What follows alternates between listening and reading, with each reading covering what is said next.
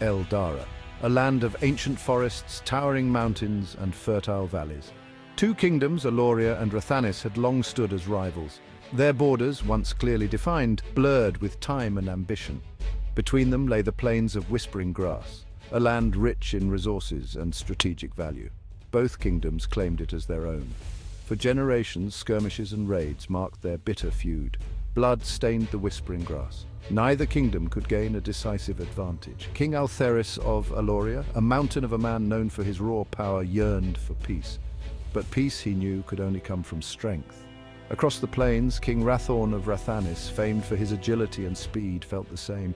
He was weary of endless conflict. He sought a decisive end.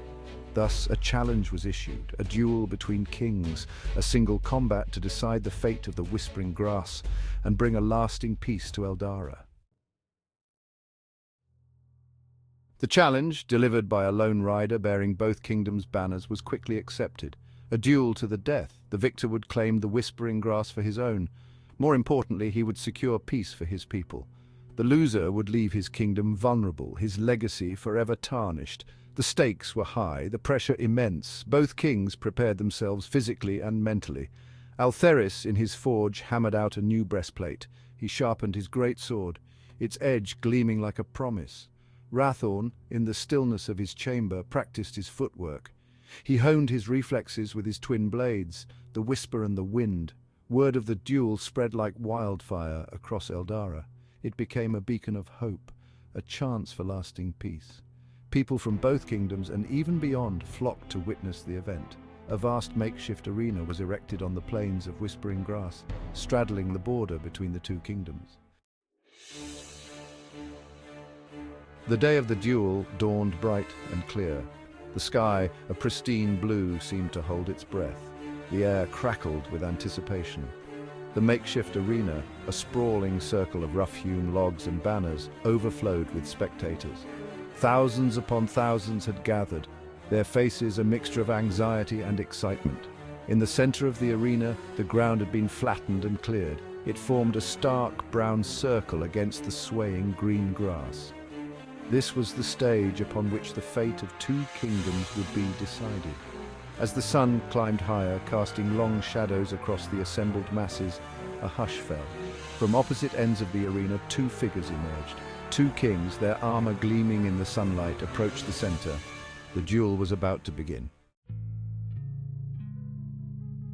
King Altheris, a giant of a man, strode forward with the confidence of a seasoned warrior. He was clad in heavy plate armor, each piece meticulously crafted. His great sword, a behemoth of iron and steel, was strapped to his back. It seemed to radiate an aura of power, a testament to Altheris's strength. Across the circle, King Rathorn moved with a panther's grace. He was clad in light leather armor designed for agility rather than outright protection. His twin blades, Whisper and Wind, hung at his sides, their polished surfaces reflecting the sunlight like deadly mirrors. Where Altheris was a storm of brute force, Rathorn was a whirlwind of speed and precision. Their eyes met across the empty space, acknowledging the weight of the moment. The crowd, holding its collective breath, seemed to disappear. All that mattered were the two kings, their past grievances, and the uncertain future that lay ahead. The first clash was as sudden as a thunderclap. Altheris, with a roar that shook the very ground, charged. His greatsword swung in a wide arc, a blur of steel aimed at Rathorn's head. Rathorn, light on his feet, danced back. He barely avoided the blow, the wind from the greatsword ruffling his hair. The duel had begun. It was a study in contrasts. Altheris, relying on his strength, unleashed thunderous blows that could shatter stone. Rathorn, a whirlwind of motion, countered with lightning-fast strikes, his twin blades flashing like tongues of flame. The crowd watched, mesmerized, as the two kings exchanged blows. The clang of steel against steel echoed across the plains, the air filled with the scent of ozone and the metallic tang of blood. But neither king faltered, neither gave an inch. The sun began its slow descent, painting the sky in hues of orange and purple. The duel, as epic as it was, had taken its toll. Both kings were breathing heavily, their movements growing slower, their blows less forceful. Sweat dripped from their brows, staining the ground beneath their feet. Altheris, his armor dented and scarred, his strength waning, knew he couldn't keep up this dance of death forever. Rathorn, his agility dulled by fatigue, his arms heavy, realized that one mistake, one moment of hesitation would be his last. As twilight deepened, casting long shadows across the arena, the duel reached its climax.